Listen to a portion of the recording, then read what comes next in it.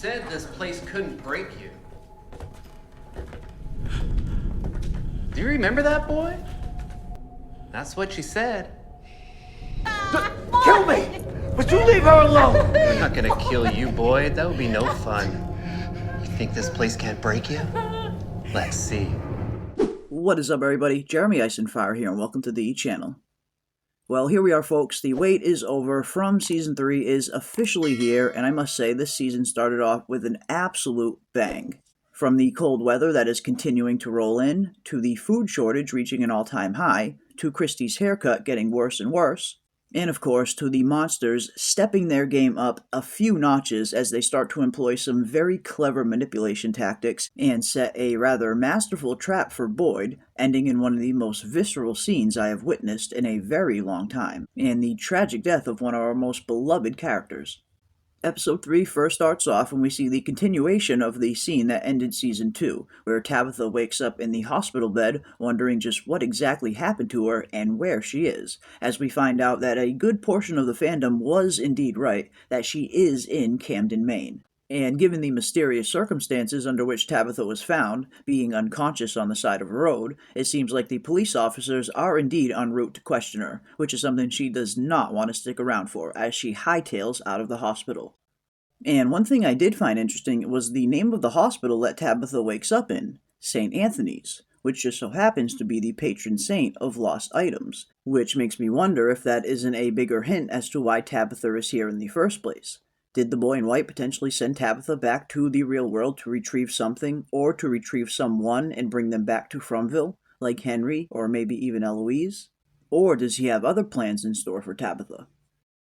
But as Tabitha makes it to the street, that is when things start to get really strange for her, as she sees none other than the boy in white across the street waving to her, and his very appearance showing up nearly gets her hit by a car as well. And another thing we noticed during the live watch party is that it seems to be there is a new actor playing the boy in white in Season 3, as the Season 2 actor probably started to look a little bit too old for the role. But it is going to be interesting if he continues to appear to her and in some way, shape, or form gives her some kind of direction as to why he really sent her here. But next, we return to the town to see that around 2 or 3 days have passed since the Season 2 finale, most likely to account for the 2 or 3 days that Tabitha was unconscious for, as we see Boyd patching up his arm after getting shot by Reggie at the end of Season 2, and another thing we start to notice is that his hands are beginning to shake again, leaving us to wonder, is the Parkinson's returning? As we see that Father Cautry has once again returned from beyond the grave. And one thing that I did think was pretty interesting is one of the only things that Father Cautry asked about is how Julie, Randall, and Mari were doing after being out of their cicada coma, which could of course end up being nothing at all, but it did strike me as a little bit strange that he asked that question in particular, as if he had some kind of vested interest in how Julie, Randall, and Mari were doing.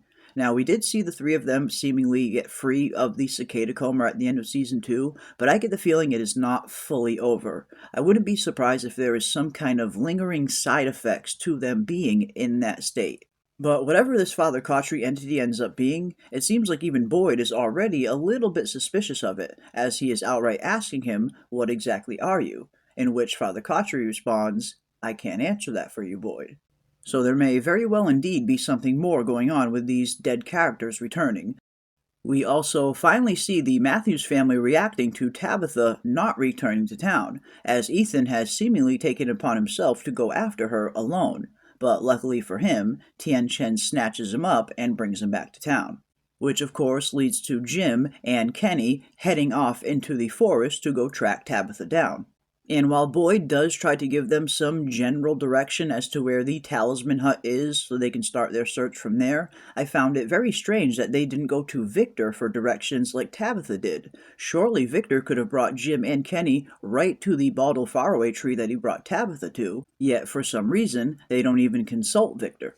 And one thing I thought was pretty interesting, and I'm hoping that we are going to get some kind of answer for, is we got not one, but 2 different references in this episode to whatever was dragging Boyd and Sarah's tent at the end of Season 1. And when Jim and Kenny venture off into the forest and start discovering these weird totems, and then this new ruined settlement to which they spend the night in, it seems like something also visits their cabin as well. Could that have been the same thing that was dragging Boyd and Sarah's tent? After all, watching the Jim and Kenny scene with the subtitles on, we noticed that there was rustling outside, followed by a tapping on the wall, followed by footsteps departing. So it seems like someone or something was standing right outside the cabin. So hopefully at some point during the season, we can learn not only what it was, but maybe learn what exactly was dragging Boyd and Sarah's tent as well, as that has been a huge question ever since season 1. But next, we cut back to Tabitha, who is attempting to use someone's cell phone to call her mother, and I feel like this scene definitely indicates that Tabitha is indeed in the real world, because that was one of the big questions coming out of season 2. Did Tabitha really escape, or is she potentially still stuck in Fromville somewhere? And after her mother answers the phone call, I think it's safe to say that she is indeed in the real world. And I think we see even further evidence of that as Tabitha's storyline continues in episode 1, as she goes to visit a priest in a confessional that seemingly leads her to also finding Victor's family home and meeting Victor's father. And we also learn some interesting backstory behind Tabitha as well, in particular regarding to the death of her son Thomas, and how she blames God for it happening. But after Tabitha eventually tracks down Victor's family home and meets his father, he instantly recognizes the lunchbox in Tabitha's possession and wonders where she got it from. So I'm definitely looking forward to seeing this storyline continue in episode 2 and find out a little bit more about not only Victor and his family, but maybe even if Eloise is still alive and if she did indeed escape, and how they all got stuck in Fromville to begin with. We also had a very interesting return of a ghastly entity that we saw in Season 2, the same one that was trying to drown Elgin in the bathtub in his dream. A creature that we had a feeling would be returning in Season 3, based on the casting call that From sent out before they started filming, with a description that sounded an awful lot like this creature. But here we get a much better look at it as we did in Season 2, and we can see some of the features on it have changed ever so slightly. And when we look at the casting call that they sent out, it looked like they were specifically looking for a female of Asian or European descent. And based off the look of it in Season 3, it definitely looks like it has a little bit more of an Asian feature, which of course would fit the kimono much more. But I suppose the question now is, just what exactly is this ghastly entity, and what does it want from Elgin? Elgin seems to be afraid to go to sleep when Season 3 starts, because he keeps feeling that something is watching him in his sleep, yet when he wakes up, he can never remember what it is.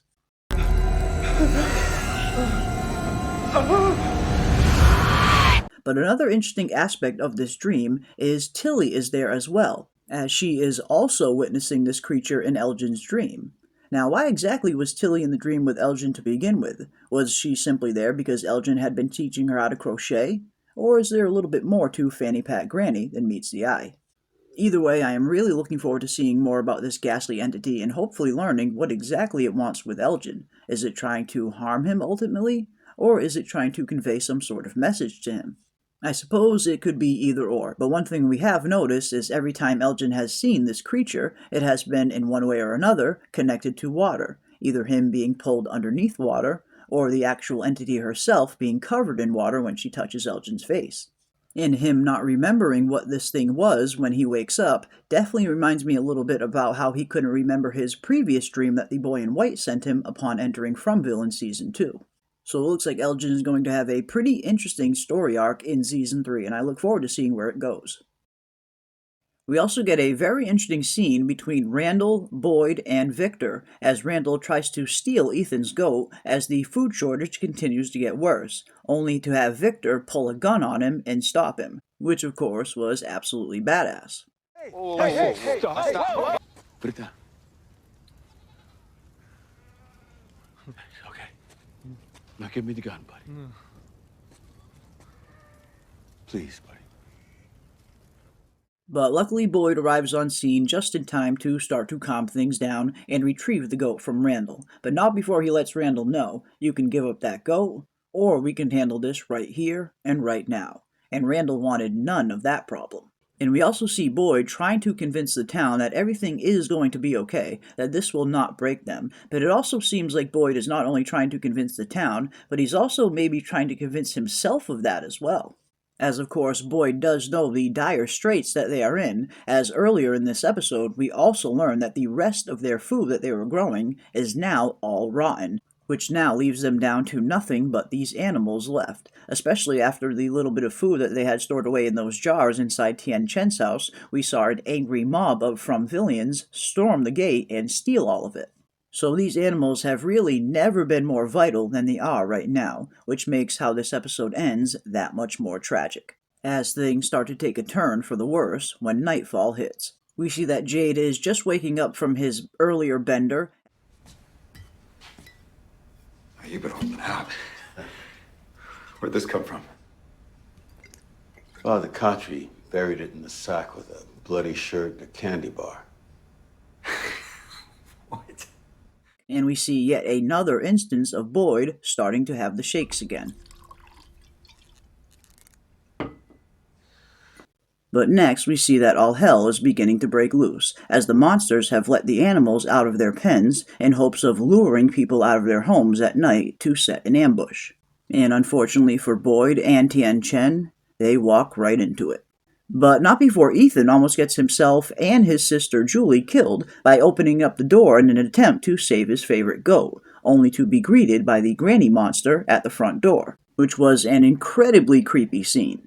Hey, no! Hello. Go! Ethan, run! Go! Julie! I have a surprise for you. And luckily for Julie and Ethan, Sarah shows up out of nowhere to save the day. And we got a lot of questions during our live watch party as to why Sarah was out there to begin with. And the only thing I could think of is maybe she was back in her old home at the time and she saw something out of the window, just like Victor noticed something out of the Matthews family window as well. But one thing's for sure, it definitely seems like the monsters are starting to evolve their tactics again, as they are starting to employ some very clever strategies to get to the survivors now. And as we see Boyd, Victor, Tian Chen, and Jade trying to wrangle up all of these animals, the monsters start to descend on them, and the ambush is sprung. And luckily for Victor and Jade, they manage to make it into the safety of the bar after saving a few goats. But unfortunately, the same cannot be said for Boyd and Tian Chen, as they are ambushed upon entering the barn. And naturally, Boyd knows exactly what this means and what dire situation that they are in, and he tries to sacrifice himself in order to get Tian Chen sent free. But thanks to Boyd's grand declaration at the end of Season 2 about this place not being able to break him, it seems like the monsters do not want Boyd dead. They want to test his words. They want to see, in fact, if this place can break Boyd. You said this place couldn't break you. Do you remember that, boy? You don't fucking break me. That's what she said. Kill me! But you leave her alone! I'm not gonna kill you, boy. That would be no fun. You think this place can't break you? Let's see. As next, they begin to torture Tian Chen right in front of him. And I must say, this entire sequence was absolutely gut-wrenching to watch. I hadn't felt anything like this since watching The Red Wedding in Game of Thrones. And I thought it was a pretty brilliant idea to not exactly hone in on all of the gore that was happening to Tian Chen, but instead honing in on Boyd's reaction and seeing the absolute desperation on his face, the heartbreak, the torment, everything that he was feeling in this scene as he is desperately trying to coach Tian Chen through this horrible experience, which only added to the visceral reaction that most of the audience must have felt watching this scene play out. And Harold Perrineau's acting was absolutely phenomenal in this scene. Seeing the full range of emotion that was on display as he is desperately watching this and trying to help Tian Chen through it was top-notch acting. And one thing we did learn in an interview before Season 3 began is that the writers and directors did give Harold Perrineau specific details as to what exactly these monsters were doing to Tian Chen, as to better help him react to it. But overall, I thought the scene was absolutely brilliant. Honing in on Boyd's reaction as opposed to honing in on all of the gore that is happening to Tian Chen was definitely the right way to play the scene. But overall, it was a phenomenal premiere and a great start to the new season. And I must say, it really does feel great to be back in the world of Fromville, with this rich setting, all of these phenomenal characters, and finally getting some definitive answers as well. It definitely looks like Season 3 could potentially be their best season yet. But definitely let me know your thoughts and comments down below. What were some of your favorite scenes from the Season 3 premiere, and how would you rank this episode on a scale from 1 to 10, with 10 being perfect? I myself would probably give this episode a solid 9 out of 10, and I cannot wait to see episode 2. But that is going to do it today for our Season 3 premiere breakdown, and if you enjoyed this video, don't forget to leave a like on your way out, and consider subscribing to stay up to date on all of our upcoming content. And as always, I want to give a big thank you to everybody out there for watching. Keep those tinfoil hats on, folks, and I will see you on the next one. I'm sorry, I'm so sorry. I'm so sorry. Ah!